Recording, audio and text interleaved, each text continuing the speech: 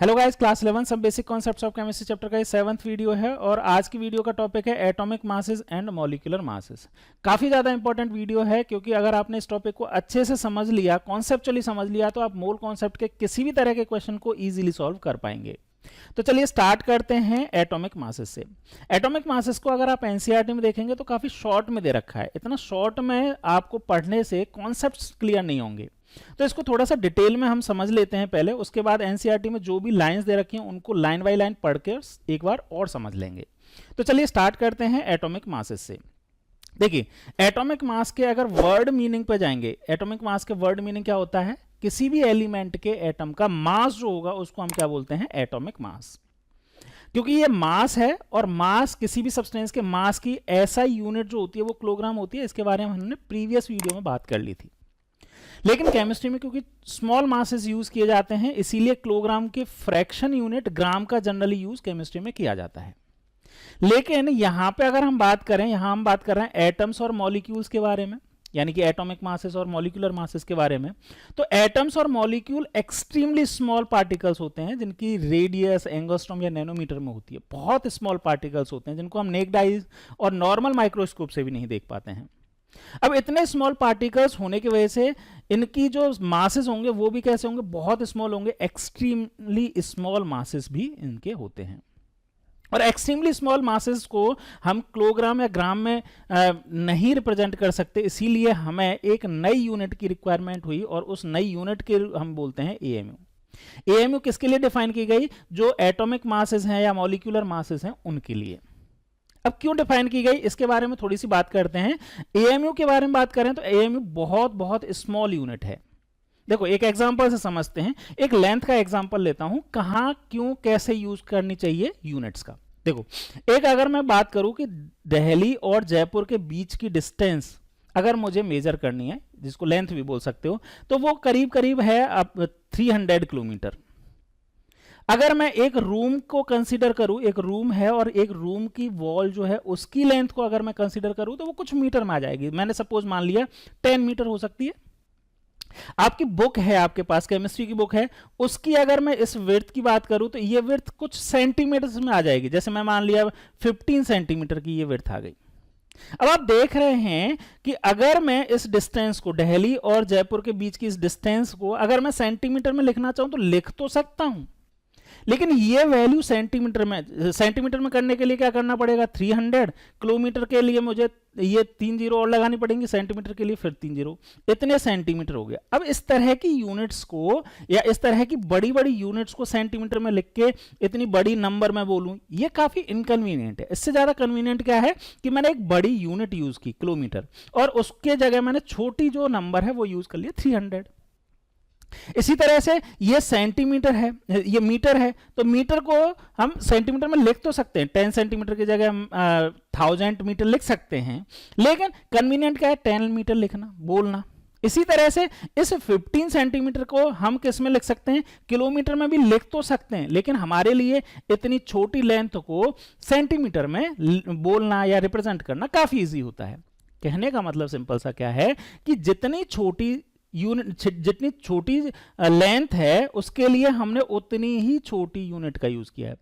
Length अगर ज्यादा है तो हमने बड़ी यूनिट का यूज किया है। सिमिलरली क्या है कि किलोग्राम एक बड़ी यूनिट है, तो किलोग्राम बड़ी यूनिट है तो हम बड़ी जो मासेस हैं उनको मेजर करने के लिए हम क्या करेंगे? किलोग्राम। उससे छोटे यूनिट या छोटे मासेस को मेजर करने के लिए हम किसका कौन सी यूनिट यूज कर सकते हैं? ग्राम।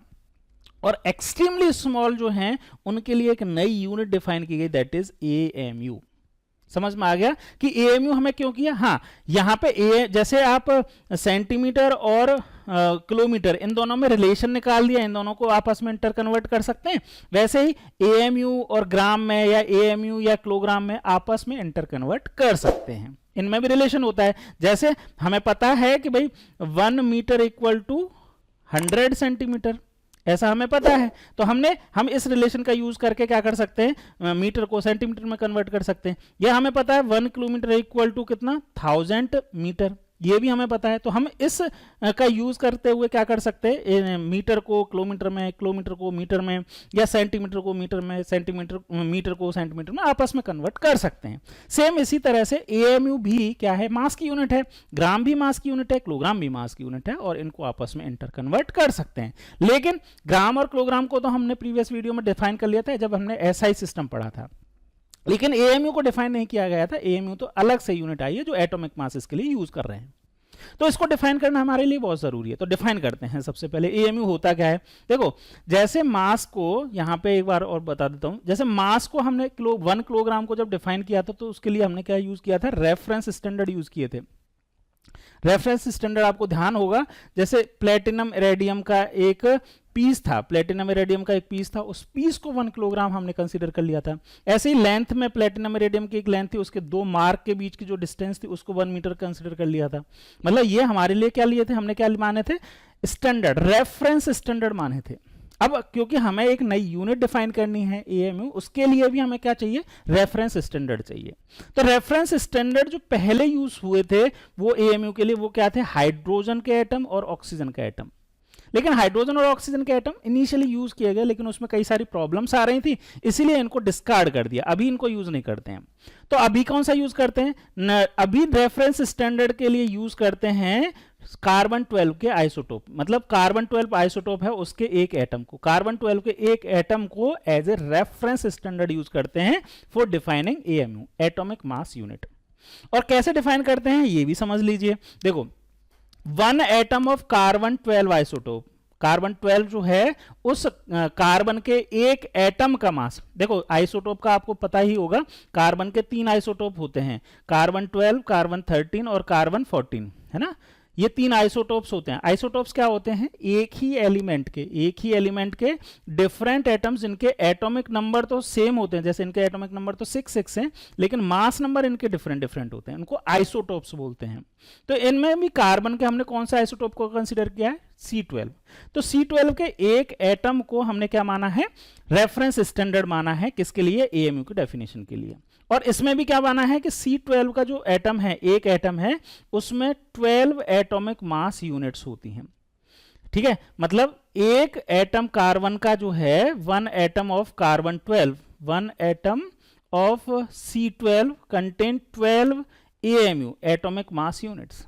तो 1 एएमयू को कैसे डिफाइन करेंगे, देखो यहां से बस उल्टा कर लो, ऐसा भी बोल सकते हैं 12 AMU equal to 1 atom of C12 या कार्बन 12। और यहां से हम इसको ही मैंने ऐसे लिख दिया जो अभी मैं बोल रहा था, carbon 1 AMU contains mass of 1 atom of C12। तो यहां पे 1 एएमयू इक्वल टू कितना हो जाएगा, डिवाइड बाई 12 कर देंगे, यहां पे डिवाइड बाई 12 कर दिया। इसी को 1 बाई ये 12 है, इसी को हम ऐसे भी तो लिख सकते हैं, 1/12 multiply by mass of 1 atom of C12। तो इसको डिफाइन कैसे करेंगे, 1 एएमयू क्या है, 1 AMU is the mass of 1/12 mass of 1/12 of 1 carbon atom. एक कार्बन एटम है, उसका 1/12 मास जो है उसको हम क्या बोलते हैं, 1 एएमयू बोलेंगे। क्लियर है, समझ में आ गया। तो एएमयू कैसे डिफाइन हुआ, रेफरेंस स्टैंडर्ड क्या हुआ और उसकी डेफिनेशन कैसे हुई, ये सब चीजें हमने समझ ली। अब हम बात करते हैं, जैसा मैंने आपको बताया कि भाई रिलेशन भी तो होगा, क्योंकि एएमयू जो है वो भी मास की यूनिट है, ग्राम जो है वो भी मास की यूनिट है, किलोग्राम जो है वो भी मास की यूनिट है। ठीक है, तो एएमयू और मास जो ग्राम है उसमें क्या यूनिट होता है, क्या रिलेशन होता है, 1 AMU equal to 1.66056 multiply by 10⁻⁻24 gram. और किलोग्राम में लिखना चाहें तो इसको क्या लिख देंगे, 1 एएमयू इक्वल टू कितना हो जाएगा, ये वैल्यू 1.66056 इंटू 10⁻27 किलोग्राम, ऐसे लिख देंगे। ठीक है, अच्छा इसका एक चीज और मैं बता देता हूं, यहां पे एएमयू जो है, आजकल एएमयू की जगह क्या यूज करते हैं, यूनिफाइड मास, यू भी लिख देते हैं। जहां जहां हम एएमयू लिख रहे हैं आजकल 3 वर्ड ना लिख के सिर्फ यू लिख देते हैं, यूनिफाइड मास। ठीक है, समझ में आया। ओके, एक चीज और मैं यहां पे आपको बता देता हूं कि 1 एएमयू को या तो ऐसे लिख दूं, या फिर इसी वैल्यू को अगर मैं लिखना चाहूं तो ऐसे भी लिख सकता हूं, 1 डिवाइडेड बाई 6.022 इंटू 10⁻23, है ना। सिर्फ इसको पॉजिटिव में लिखना है तो वही ऐसे लिख सकते हो। ठीक है। और आपको पता हो, अगर थोड़ा बहुत आप जानते हैं, पहले भी पढ़ चुके हैं छोटी क्लासेस में, 6.022 इंटू 10⁻23 ये नंबर जो है इसी को एवोगैड्रो नंबर भी बोलते हैं। तो 1 अपॉन एवोगैड्रो नंबर जो होता है वो ही 1 AMU की वैल्यू होती है इन ग्राम। ठीक है, तो आप या तो ये याद रख लो यार, है ना, ये दोनों ही रिलेशन आप याद रख लो, ये आपके लिए काफी यूजफुल होंगे जब आप मोल कॉन्सेप्ट के क्वेश्चंस सॉल्व कर रहे होंगे। क्लियर है? चलिए अब हम बात करते हैं types of atomic masses. Atomic masses के टाइप्स होते हैं, 4 टाइप के एटॉमिक मासेस होते हैं। फर्स्ट होता है एब्सोल्यूट एटॉमिक मास, सेकंड होता है रिलेटिव एटॉमिक मास, थर्ड होता है ग्राम एटॉमिक मास जिसको मोलर एटॉमिक मास भी बोलते हैं। ये काफी ज्यादा यूज होता है लेकिन समझना हमें चारों को ही पड़ेगा। और फोर्थ होता है हमारा एवरेज एटॉमिक मास। पहले हम इन 3 के बारे में डिस्कस करते हैं, फिर लास्ट में इसके बारे में भी डिस्कस करेंगे। पहला है आपका absolute atomic mass. Absolute atomic mass का सिंपल सा मतलब है mass of a single atom of an element. एक एलिमेंट लेना है, कोई भी, जैसे हाइड्रोजन है तो हाइड्रोजन के जितने भी एलिमेंट का मतलब सारे के सारे हाइड्रोजन हाइड्रोजन हाइड्रोजन, उनमें से एक हाइड्रोजन एटम लिया, 1 एटम ऑफ हाइड्रोजन लिया, तो उसका जो मास होगा उसको हम बोलेंगे absolute atomic mass, AAM, short में मैं लिख देता हूं AAM, है ना, एटॉमिक एब्सोल्यूट एटॉमिक मास। और इस एब्सोल्यूट एटॉमिक मास की यूनिट जो होती है वो AMU, जो अभी हमने डिफाइन की वो, या फिर U, है ना, यूनिफाइड मास। तो जो एक एटम है, 2 एटम है, मतलब एक एटम का जो मास होगा उसकी यूनिट हम क्या लिखेंगे, AMU। जैसे फॉर एग्जांपल ये समझ लेना यार, ये बहुत इंपॉर्टेंट है कि हाइड्रोजन है तो हाइड्रोजन के 1 एटम का मास होता है 1, हीलियम है तो हीलियम के 1 एटम का मास होता है 4, लिथियम है तो लिथियम के एटॉमिक मास होता है 7। अब इन सबकी यूनिट में क्या लिख रहा हूं, AMU, या U लिख सकते हो आप, कुछ भी लिख सकते हो। क्लोरीन के 1 एटम का मास हम कितना मान के चलते हैं, 35.5, ठीक है। या फिर मैग्नीशियम के 1 एटम का मास कितना होता है, 24 AMU। AMU अगर लिख दिया इसका मतलब है कि हम 1 एटम के मास की बात कर रहे हैं। दूसरे टाइप का होता है relative atomic mass. Relative atomic mass क्या होता है, देखो, mass of an atom relative to 1 AMU। मतलब क्या हुआ, जैसे अगर एक एग्जांपल समझो कि आपने कोई लिया कि भाई एक एलिफेंट है ना, एक एलिफेंट का वेट सपोज कितना है, 50 किलोग्राम। 50 किलोग्राम तो कम हो गया, मैं ज्यादा बोल लेता हूं, 300 किलोग्राम है, ठीक है। 300 किलोग्राम का एक एलिफेंट है। अब मैं कहूं कि ये इस एलिफेंट का मास 1 किलोग्राम के रिलेटिवली कितना है, 300 टाइम्स। यस और नो? अभी दोनों ही बात सही है। 1 किलोग्राम के रिलेटिवली कितना है, 300 टाइम्स, लेकिन एक्चुअल कितना है, 300। ऐसे ही एक्चुअल एक एटम का मास जो होगा उसको हम क्या बोल रहे हैं, एब्सोल्यूट एटॉमिक मास। लेकिन अगर 1 AMU के रिलेटिवली किसी भी एटम का मास होगा उसको हम क्या बोलेंगे, रिलेटिव एटॉमिक मास, और वो कैसा हो जाएगा, यूनिटलेस। क्यों, कैसे निकालते हैं relative atomic mass, absolute atomic mass divided by AMU। जैसे हाइड्रोजन के हाइड्रोजन की बात करें, हाइड्रोजन के अगर हम रिलेटिव एटॉमिक मास निकालना चाहते हैं तो हाइड्रोजन का एब्सोल्यूट एटॉमिक मास कितना था, 1 AMU। ये मैंने लिखा 1 AMU, ठीक है, डिवाइडेड बाय 1 AMU। तो 1 AMU डिवाइडेड बाय 1 AMU किया तो AMU से AMU कैंसिल हो गया, ये कितना आ जाएगा, 1। तो मैंने ये 1 लिख दिया, ठीक है, समझ में आया। अच्छा, अगर नेक्स्ट वाला हीलियम, हीलियम का एब्सोल्यूट एटॉमिक मास कितना, 4 AMU। तो 4 AMU यहां पे हम लिखेंगे 4 AMU divided by 1 AMU। AMU से AMU कैंसिल, 4 बाई 1 कितना आ जाएगा, 4 आ जाएगा। कहने का मतलब क्या है, डिवाइड बाय 1 AMU कर रहा है तो AMU से AMU कैंसिल होगा, बाकी न्यूमेरिकल वैल्यू तो सबकी सेम ही आ जाएगी। जितनी भी हमने अभी एब्सोल्यूट एटॉमिक मासेस के लिए पढ़ी थी वो न्यूमेरिकल वैल्यू तो सेम ही होगी।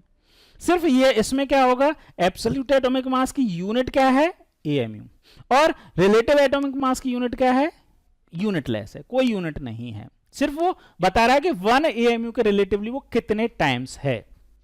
क्लियर, समझ में आया ये वाली बात? Okay.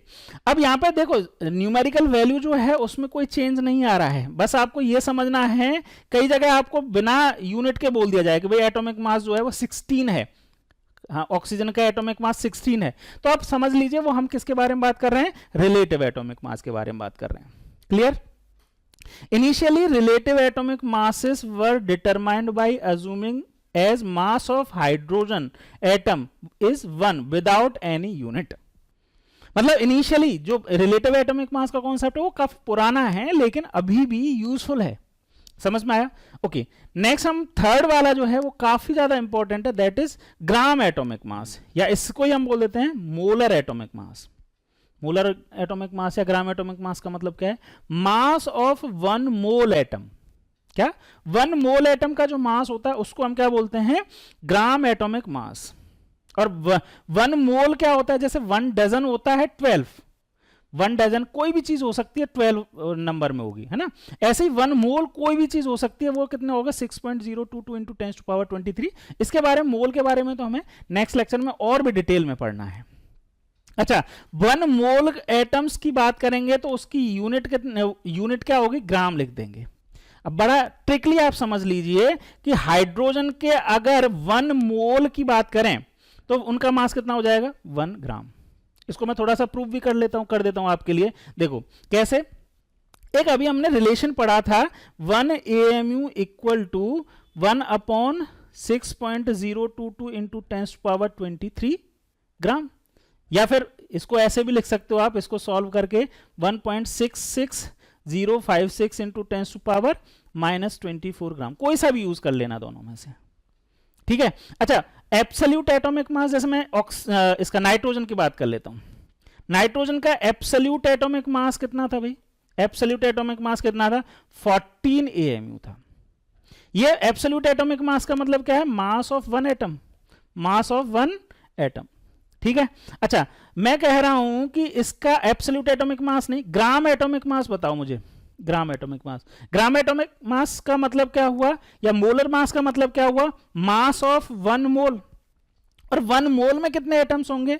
Mass of one mole, mass of one mole. अब वन मोल का मतलब कितना है? 6.022 इंटू 10⁻23 एटम्स। इतना मास है, ठीक है? इतने एटम्स का मास होगा। वो कितना हो जाएगा? देखो, वन एटम का मास 14 AMU है, 14 AMU multiply by 14 AMU multiply by, अब हमें कितने का है? One mole. वन मोल में इतने एटम्स हैं तो हम लिखेंगे 6.022 इंटू 10⁻23। इतने एटम्स का हो गया, वन मोल एटम्स का मास इतना हो गया। अब या तो इसको मल्टीप्लाई कर लो, अभी मैं मल्टीप्लाई नहीं करता, मैं इस AMU को ग्राम में कन्वर्ट कर लूं तो क्या करूंगा? 1 AMU equal to this number, तो मैं इसका नंबर मल्टीप्लाई कर दूं और AMU की जगह मैं यूनिट क्या लिख दूंगा? ग्राम। देखो यहाँ पे 14 divided by 14 multiply by 6.022 into 10⁻23, ये लिख दिया। मल्टीप्लाई बाई ये नंबर लिख देता हूं 6.022 इंटू 10⁻23। अब ध्यान से समझना यार, ये वाला जो नंबर लिखा है मैंने किस क्यों लिखा है? AMU को कन्वर्ट करने के लिए, क्योंकि 1 AMU इक्वल टू कितना होता है? 1 डिवाइडेड बाई 6.022 इंटू 10⁻23। इसीलिए मैं 1 AMU की जगह क्या लिख दिया? ये नंबर लिख दिया। और लास्ट में मैं यूनिट क्या लिख दूंगा? लास्ट में मैं यूनिट लिखूंगा ग्राम, क्योंकि AMU को मैंने किस में कन्वर्ट किया है? ग्राम में। और ये वाली जो यूनिट आई है, कौन सी वाली? ये वाली जो नंबर आया है वो किसके लिए आया है? वन मोल से आया है, क्योंकि वन एटम का मास वन इसमें AMU में होता है। क्लियर है? समझ में आ गया? अब देखो यहां से ये नंबर पूरा का पूरा कैंसिल हो गया और यहां से आ गया 14 ग्राम। क्लियर है? समझ में आया? तो देखो 14 तो सेम ही रहा ना, 14 तो सेम ही रहा। वन एटम का मास जब भी कंसीडर करोगे तो उसकी यूनिट AMU आ जाएगी, और अगर वन मोल कंसीडर कर लिया तो उसकी यूनिट चेंज होकर ग्राम में आ जाती है, बड़ी यूनिट बन जाती है। बड़ी ब्यूटी है इस चीज की कि यहां पे जो नंबर है वो तो क्या है? सेम ही है। समझ में आया? इस कॉन्सेप्ट की ब्यूटी है। आप देखेंगे आगे वाले जितने भी नंबर हैं वो मैंने सेम लिखे हैं, और इनको हम क्या बोलते हैं? ग्राम एटॉमिक मास या मोलर एटॉमिक मास। क्लियर है? समझ में आया? देख रहे हैं आप, सिर्फ यूनिट चेंज कर दिया मैं। मोलर एटॉमिक मास या ग्राम एटॉमिक मास में सिर्फ यूनिट ग्राम में आ गई है, बाकी इनके न्यूमेरिकल जो नंबर हैं वो सभी के सेम हैं। आई होप आपको समझ में आ गया होगा। ये 3 तरह के मासेस हैं। एक बार इनको हम शॉर्ट में समराइज कर देते हैं। इसकी क्या है भाई? यूनिट क्या होगी? यूनिट होगी AMU, एब्सोल्यूट एटॉमिक मास की। और ये कितने एटम का मास है? Mass of one atom. ये कितने एटम का मास है? Mass of one atom. Element को कोई भी हो, एक एटम का मास लेना है, ठीक है? रिलेटिव एटॉमिक मास यूनिटलेस है, यूनिटलेस है। और ये किसी एटम के लिए बात नहीं कर रहे हैं, ये किसी का भी हो सकता है, चाहे वो रिलेटिव एटॉमिक मास जो है वो रिलेटिवली है, मतलब 1 AMU के रिलेटिवली किसी भी एटम का मास कितने टाइम से, तो यूनिटलेस है ये, ठीक है? और ये भी क्या है? 1 एटम के लिए ही डिफाइन किया जाता है, लेकिन 1 AMU के रेफरेंस में। नेक्स्ट है थर्ड है gram atomic mass. Gram atomic mass की यूनिट क्या होती है? ग्राम होती है, जैसा कि आप समझ ही पा रहे होंगे, यहां से नेम में इंडिकेट हो रहा है। या मोलर मास कह दें, मोलर एटॉमिक मास। तो कितने एटम्स के मास हैं ये? 1 मोल एटम्स के लिए 1 मोल एटम्स का मास है, मास ऑफ 1 मोल एटम। ठीक है, तो ये 1 मोल एटम्स का मास है, और 1 मोल एटम्स का मतलब होता है 6.022 इंटू 10⁻23 एटम्स। तो इतने एटम्स का मास जो है उसको मोलर एटॉमिक मास या ग्राम एटॉमिक मास बोलेंगे। क्लियर है, समझ में आ गया? तो एवरेज एटॉमिक मास अभी हम पढ़ेंगे, लेकिन उससे पहले हम इन तीनों के बारे में जो एनसीईआरटी में लाइंस दे रखी हैं उनको एक बार रीड कर लेते हैं, फटाफट रीड करते हैं। देखो सारी की सारी चीजें वही हैं जो मैंने अभी आपको समझाई हैं। द एटॉमिक मास और the mass of an atom is actually very very small because atom are extremely small. बहुत स्मॉल होते हैं, इसलिए इनके मास भी बहुत छोटे होते हैं। Today we have sophisticated techniques that are, for example, mass spectroscopy for determining the atomic mass for fairly accurate। Mass spectroscopy से हम किसी भी एटम का या मॉलिक्यूल का मास कैलकुलेट कर सकते हैं, डिटरमाइन कर सकते हैं। But in the 19th century scientists could not determine the mass of one atom relative to another by experimental means, as has been mentioned earlier.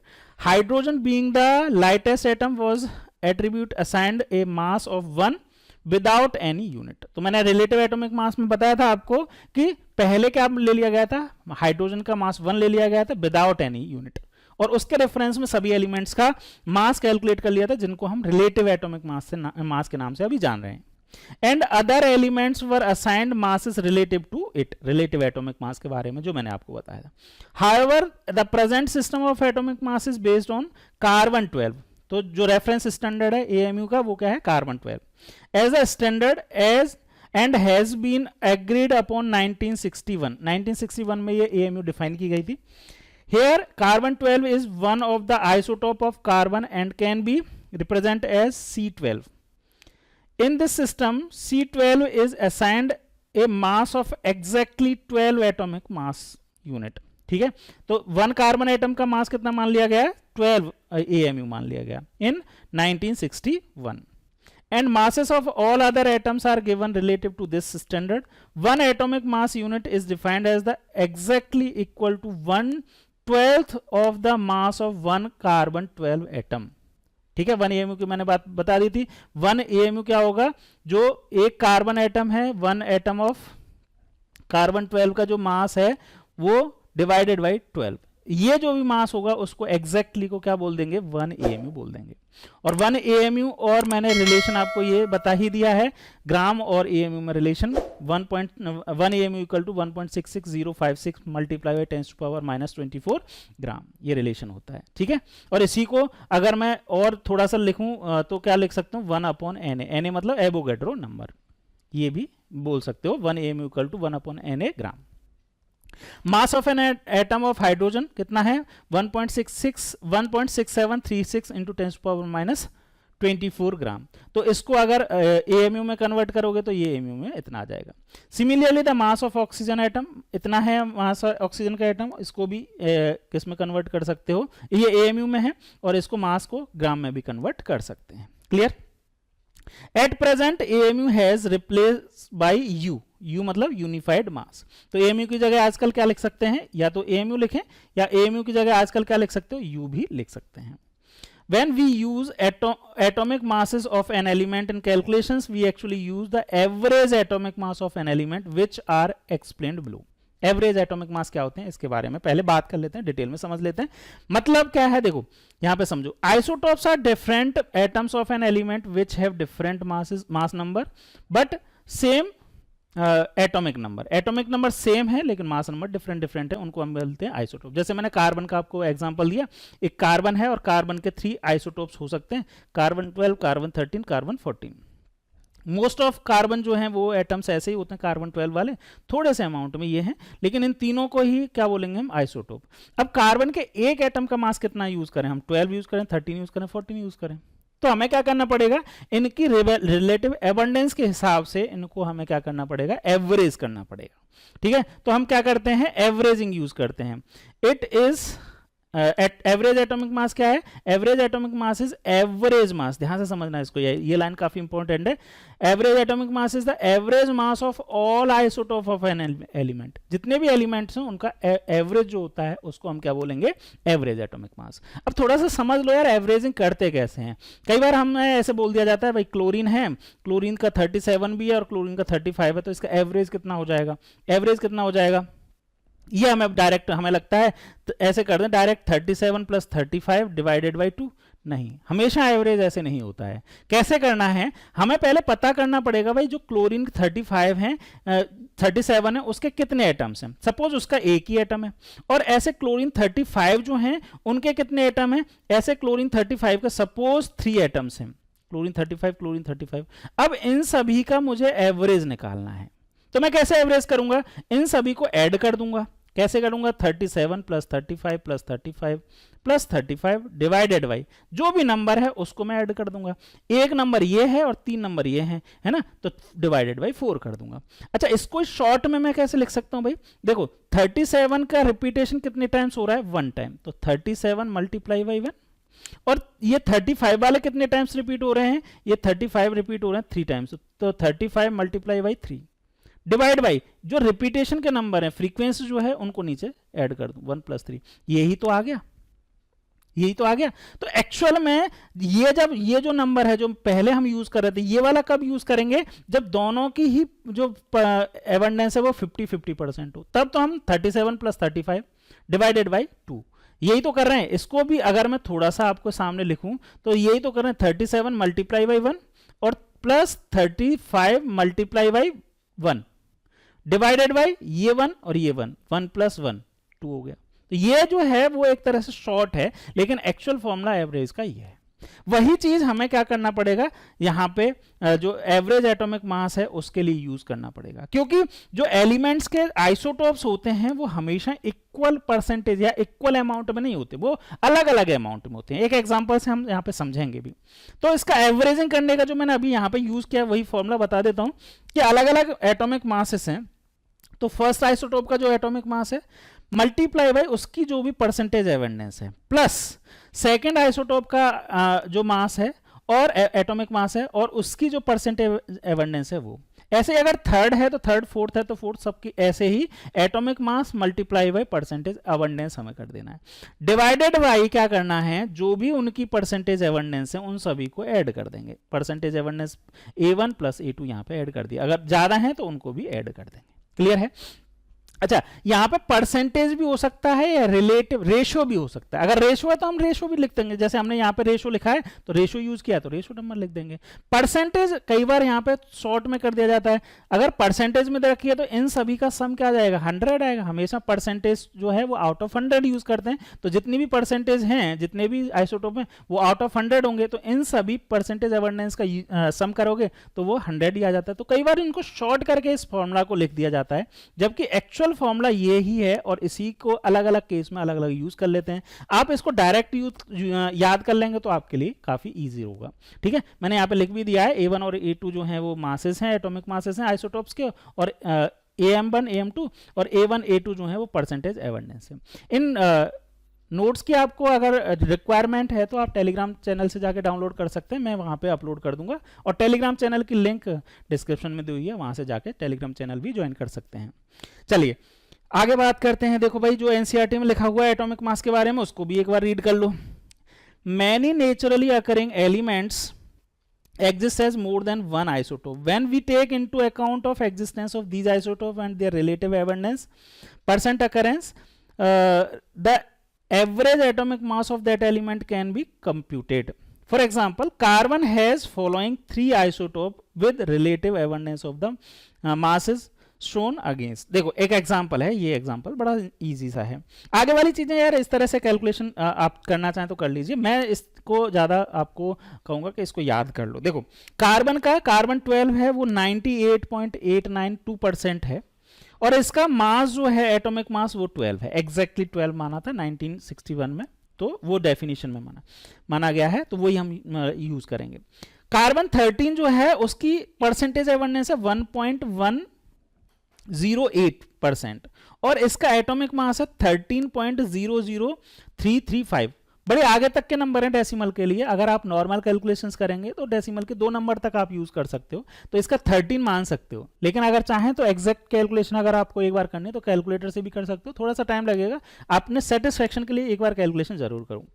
और कार्बन 14 जो है तो वो तो बहुत ही कम है, 2 × 10⁻10% है मात्र, बहुत कम है ना। 0.000 लगा के आप इसको अगर एक्चुअल नंबर में लिखोगे तो बहुत है, ये तो साइंटिफिक नोटेशन में लिखा हुआ है 2 × 10⁻10 है ना, बहुत कम है। और इसका एटॉमिक मास कितना है? इतना।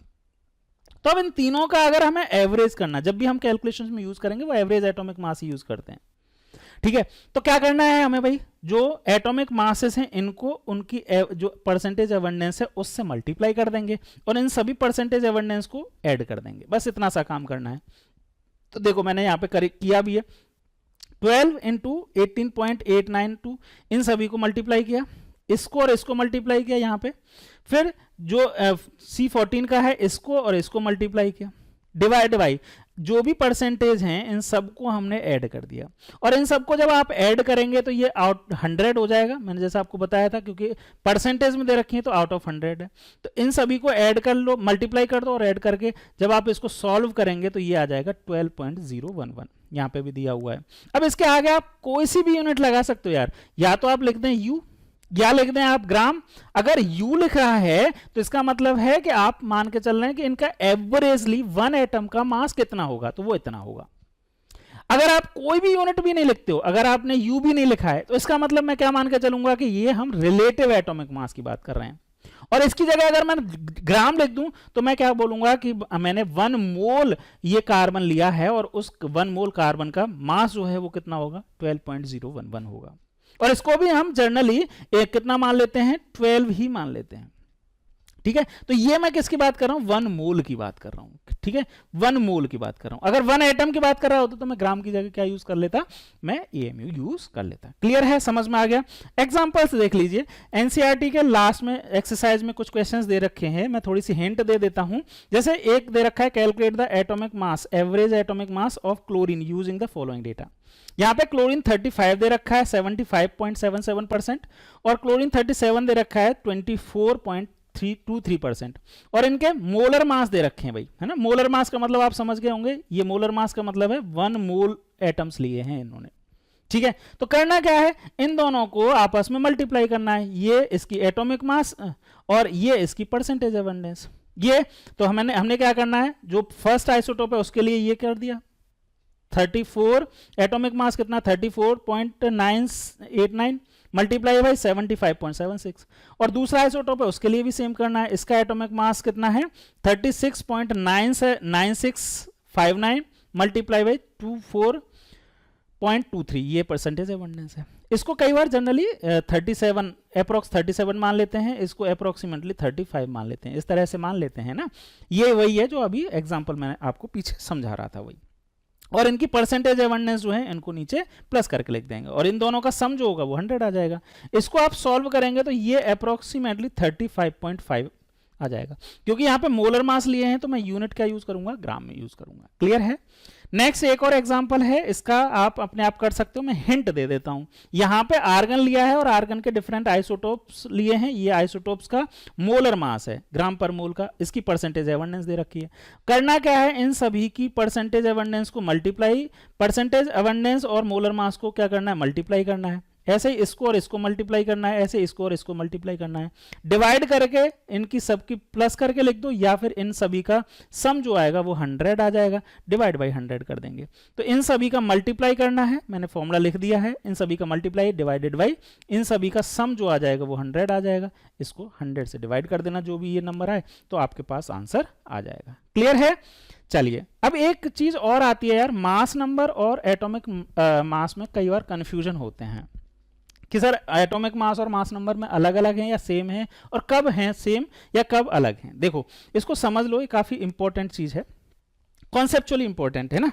मास का मतलब, मास नंबर का मतलब क्या है, कोई एटम है और एटम के न्यूक्लियस में जितने भी प्रोटॉन्स और न्यूट्रॉन्स का नंबर है, उस नंबर ऑफ प्रोटॉन्स और न्यूट्रॉन्स के सम को हम क्या बोलेंगे, सम ऑफ प्रोटॉन्स एंड न्यूट्रॉन्स, इनके सम को हम क्या बोल रहे हैं, मास नंबर बोल रहे हैं, sum of protons and neutrons in an atom. वहीं एटॉमिक मास क्या होता है, practically it is average mass of all isotopes, जितने भी आइसोटोप्स हैं एवरेज एटॉमिक मास हमने पढ़ा, which have different mass numbers of an element. तो एवरेज एटॉमिक मास जो होता है उसी को हम क्या बोल रहे हैं, एटॉमिक मास बोलते हैं, ठीक है, जो डिफरेंट आइसोटोप्स का मास है। अब आप एक ये नोट से समझ जाओगे कब और क्या अंतर है। अगर एक एलिमेंट में सिर्फ और सिर्फ if an element have only one type of atoms, that means it should not have any isotope, तब क्या होगा, मास नंबर और एटॉमिक मास क्या होंगे, सेम होंगे। फॉर एग्जांपल अगर कार्बन में सिर्फ कार्बन 12 टाइप के एटम्स होते तब तो हमें वो एवरेजिंग करने की जरूरत नहीं होती, जो कि हम जनरली अभी यूज करते हैं, एटॉमिक मास 12.11 ये यूज करते हैं, ये यूज करने की जरूरत नहीं होती, हम एग्जैक्टली बोलते 12 इसका मास होता है, जो कि इसका मास नंबर भी है। एवरेज एटॉमिक मास या एटॉमिक मास जो है वो भी 12 होता और इसका मास नंबर भी 12 है। लेकिन ऐसा होता नहीं है, कार्बन के क्या होते हैं, C12 भी होता है, C13 भी होता है, C14 भी होता है, ये सारे के सारे होते हैं, और इनका जब एवरेज करते हैं इनकी परसेंटेज एबंडेंस के अकॉर्डिंगली तो ये आता है। तो ये हो गया हमारा एटॉमिक मास और इसको हम बोलते हैं मास नंबर। तो एटॉमिक मास और मास नंबर में डिफरेंस है। एटॉमिक मास जो है वो जितने भी आइसोटोप्स हैं उन सभी के सभी एटॉमिक मासेस को उनके परसेंटेज एबंडेंस के अकॉर्डिंग हम कैलकुलेट करते हैं, जो एवरेज आता है उसको हम एटॉमिक मास बोल देते हैं, जबकि मास नंबर एक एटम में, किसी भी एक एटम में जो टोटल नंबर ऑफ प्रोटॉन्स और न्यूट्रॉन्स होते हैं उनको हम क्या बोलते हैं, मास नंबर बोलते हैं। आई होप समझ में आ गया होगा। नेक्स्ट हम बात करते हैं मॉलिक्यूलर मास के बारे में। एटॉमिक मास समझ लिया, मॉलिक्यूलर मास में कॉन्सेप्चुअली बहुत ज्यादा चीजें नहीं है, बस एक चीज समझ लीजिए, मॉलिक्यूलर मास होता क्या है। Molecular mass is the sum of atomic masses of an element present in molecule. एक मॉलिक्यूल में जितने भी एटम्स हैं उन सभी एटम्स के मासेस का सम कर दें तो क्या आ जाएगा, हमारे पास मॉलिक्यूलर मास आ जाएगा। It is obtained by multiplying the atomic mass of an each element by number of its atoms and adding them together. कहने का मतलब क्या है यार, सम ऑफ एटॉमिक मासेस जो हैं उसको हम क्या बोल रहे हैं, मॉलिक्यूलर मास। अब कैसे करेंगे, एक एटम, जैसे फॉर एग्जांपल एक एग्जांपल मैं लेता हूं H2O। अब H2O में हाइड्रोजन के कितने एटम है, 2, तो यहां पे हाइड्रोजन की एटोमिसिटी कितनी हुई, 2, तो उसको मैं बोल देता हूं एटोमिसिटी मल्टीप्लाई बाई एक हाइड्रोजन का जो एटम का मास होगा उसको एटॉमिक मास बोलते हैं, ठीक है। तो एटोमिसिटी और एटम्स का सम कर दें, एटोमिसिटी और एटम का मल्टीप्लाई करके सभी का सम कर दें तो वो हमारे पास क्या आ जाएगा, मॉलिक्यूलर मास आ जाएगा। एग्जाम्पल समझ लो यार, एग्जाम्पल मैंने ये लिया, जैसे आपने H2O का एग्जाम्पल लिया, तो H2O के कितने एटम्स हैं, 2 एटम्स, और एक H2O का मास कितना है, 1, प्लस ऑक्सीजन के कितने एटम्स हैं, 1 एटम, ऑक्सीजन के एक एटम का मास कितना है, 16। तो हमने इसको सॉल्व किया, कितना आ जाएगा, 2 इंटू 1 किया तो 2 आ जाएगा, प्लस 16, टोटल आ गया 18। एग्जैक्ट नंबर की बात करें तो हाइड्रोजन के 1 एटम का मास 1 पॉइंट समथिंग होता है, जो यहाँ पे दे रखा है 1.008 होता है, और 16 AMU या U जो होता है वो ऑक्सीजन के एक एटम का, तो 18.02 होता है, इसको अप्रोक्सीमेटली 18 U ही लिख देते हैं। U मतलब एक एटम, एक मॉलिक्यूल का मास की बात कर दी कि वाटर के 1 मॉलिक्यूल का मास कितना हो जाएगा, इतना हो जाएगा 18.02 या फिर अप्रोक्सीमेटली 18 U हो जाएगा।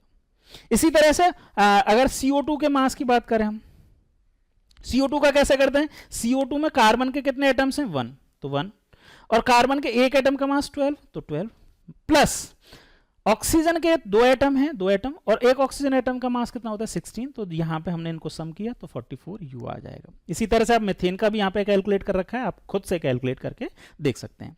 क्लियर है, मॉलिक्यूलर मास आपको क्लियर हो गया होगा।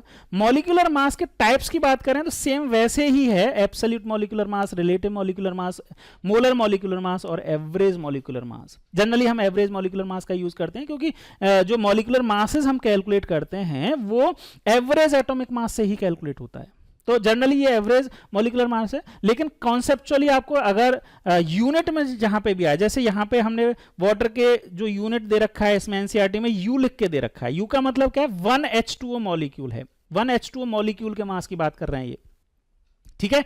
अगर यहां पे मैं लिख दूं 18 ग्राम होता तो मैं बोलता 1 मोल H2O मॉलिक्यूल्स की बात हो रही है, ठीक है। और अगर कुछ नहीं लिखता तो मैं कहता रिलेटिव एटॉमिक मास है ये, है ना। अगर ग्राम, यहां पे ग्राम लिख दिया तो मोलर क्या हो गया, मोलर मॉलिक्यूलर मास की बात हो रही है। अगर मैंने यहाँ पे 18U लिखा है तो इसका मतलब है एब्सोल्यूट मॉलिक्यूलर मास की बात हो रही है। तो कॉन्सेप्चुअली तो ये एटम मॉलिक्यूलर मास जो है वो एटॉमिक मास के जैसे ही है। रिमेनिंग कैसे कैलकुलेट करते हैं वो इंपॉर्टेंट चीज हो जाती है, वो इसको समझ लीजिए। इस तरह से लिख दूं या फिर इसको और एलेबोरेट करके मैंने इस तरह से लिख दिया, जहां पे A1 जो है, A जो है वो एटोमिसिटी को बता रहा है। एटोमिसिटी का मतलब number of atoms in A molecule of a particular element. एक एलिमेंट की एटोमिसिटी है और उसके एटॉमिक मास को AM लिखा है। तो इस तरह से आप इनके सभी के एटोमिसिटी और उसके एटॉमिक मास को मल्टीप्लाई करेंगे और जितने भी एलिमेंट्स हैं उन सभी के लिए ये करेंगे और उनका सम कर देंगे, तो जो मास आएगा वही मॉलिक्यूलर मास है। आई होप आपको समझ में आ गया होगा। नेक्स्ट है फॉर्मूला मास। फॉर्मूला मास क्या होता है भाई? देखो, फॉर्मूला मास समझने के लिए एक चीज समझ लीजिए, जितने भी कंपाउंड्स होते हैं, आप कंपाउंड्स को जानते हैं ना, डिफरेंट टाइप के एलिमेंट जब आपस में फिक्स रेशियो में कंबाइन होते हैं, नई प्रॉपर्टीज अराइज करते हैं, तो उनको क्या बोलते हैं? कंपाउंड बोलते हैं। तो कंपाउंड जो होते हैं, डिफरेंट टाइप के एलिमेंट जब आपस में कंबाइन होंगे कंपाउंड बनाएंगे। जैसे फॉर एग्जाम्पल अगर कार्बन और ऑक्सीजन कंबाइन हुए तो CO2 बन गया, या फिर सोडियम और क्लोरीन कंबाइन हुए तो NaCl बन गया, या मैग्नीशियम और क्लोरीन कंबाइन हुए तो MgCl2 बन गया। तो इस तरह के बनेंगे। तो दोनों ही टाइप के कंपाउंड हैं। अब इसमें कंपाउंड्स जब बनते हैं तो केमिकल बॉन्ड बनता है, और केमिकल बॉन्ड डिफरेंट टाइप के होते हैं, जिनमें से दो टाइप के बॉन्ड यहाँ पे इंपॉर्टेंट है। एक है आपकी कोवलेंट बॉन्ड। कोवलेंट बॉन्ड कब बनता है? जब जनरली नॉन मेटल आपस में कंबाइन होते हैं तो कोवलेंट बॉन्ड फॉर्म करता है। और कोवलेंट बॉन्ड जिनमें होता है उनको बोलते हैं कोवलेंट मॉलिक्यूल्स, जैसे H2O, CO2, HCl, ये सभी कोवलेंट मॉलिक्यूल हैं। वहीं अगर मेटल और नॉन मेटल, जनरली मेटल और नॉन मेटल अगर आपस में कंबाइन होते हैं तो इनके बीच में जो बॉन्ड बनता है उसको हम बोलते हैं आयनिक बॉन्ड। और आयनिक बॉन्ड जिनमें होता है उनको बोलते हैं आयनिक कंपाउंड। और आयनिक कंपाउंड के क्या होते हैं? क्रिस्टल स्ट्रक्चर होते हैं। जबकि कोवलेंट जो मॉलिक्यूल्स, कोवलेंट बॉन्ड जिनमें होता है उनमें कोवलेंट मॉलिक्यूल बनते हैं, जबकि इनमें आयनिक कंपाउंड जो होते हैं उनके कैसे होते हैं? Crystal structure. क्रिस्टल स्ट्रक्चर मतलब कंपाउंड उनमें अलग अलग डिस्क्रीट मतलब अलग अलग मॉलिक्यूल्स नहीं होंगे। जैसे CO2 की अगर हम बात करें तो CO2 एक CO2 ये हो गया, एक CO2 ये हो गया, एक CO2 ये हो गया, ऐसे होंगे। जबकि यहाँ पे क्रिस्टल जो बनेगा ना, क्रिस्टल ऐसे बनेगा, क्रिस्टल पूरा क्रिस्टल बनता जाएगा। वहां पे ऐसा वो नहीं होगा कि अलग मतलब सेग्रीगेट मॉलिक्यूल्स नहीं होंगे। इसीलिए जनरली क्रिस्टल स्ट्रक्चर जो होते हैं या आयनिक कंपाउंड्स जो होते हैं वो सॉलिड होते हैं। अब ऐसा है कि यहाँ पे n नंबर ऑफ क्लोरीन, ये सोडियम है, n नंबर ऑफ क्लोरीन है, स्ट्रक्चर है बहुत बड़ा क्रिस्टल स्ट्रक्चर इस तरह का, देखो यहाँ पे दे रखा है स्ट्रक्चर, और ये कंटिन्यू चलता जाएगा, ये कहीं पे खत्म नहीं होगा। जहां से ब्रेक कर दो वहां ब्रेक भी हो जाएगा, लेकिन ये कंटिन्यू है। तो अब डिस्क्रीट तो है नहीं भाई, वन मॉलिक्यूल के लिए कैसे बात करें? तो उसके लिए हम क्या करते हैं, उसके लिए यूनिट फॉर्मूला यूज करते हैं। क्लास 12th में इसके बारे में सॉलिड स्टेट में पढ़ते हैं, ठीक है। यूनिट सेल का यूज करते हैं। तो यूनिट सेल एक तरह से मान सकते हो, यूनिट सेल का जो मास होता है उसी को हम फॉर्मूला मास बोलते हैं। और अगर आप कैलकुलेशन के पॉइंट ऑफ व्यू से देखते हैं तो फॉर्मूला मास और ये जो फॉर्मूला मास और मॉलिक्यूलर मास में कोई ज्यादा डिफरेंस नहीं होता। मॉलिक्यूलर मास और फॉर्मूला मास दोनों ही इक्वल हैं एक तरह से। जैसे NaCl के लिए जो मास आएगा, NaCl का कितना आ जाएगा? 23 प्लस क्लोरीन का 35.5, ये हो गया 58.5। तो 58.5 U या फिर ग्राम, जो भी आप यूनिट यूज करें, वो तो कॉन्सेप्ट समझ गए, ठीक है। ये जो है वो है फॉर्मूला मास, लेकिन हम कैलकुलेट तो मॉलिक्यूलर मास की तरह ही कर रहे हैं ना, सिर्फ कॉन्सेप्चुअली डिफरेंस है। और कॉन्सेप्चुअली क्या डिफरेंस है वो आपको समझ में आ गया। एक बार रीड भी कर लेते हैं। Some substance which such as sodium chloride do not contain discrete molecule as their constituent unit. In such compound, positive and negative entities are arranged in three-dimensional structure as shown in this. तो ये structure crystal structure होता है.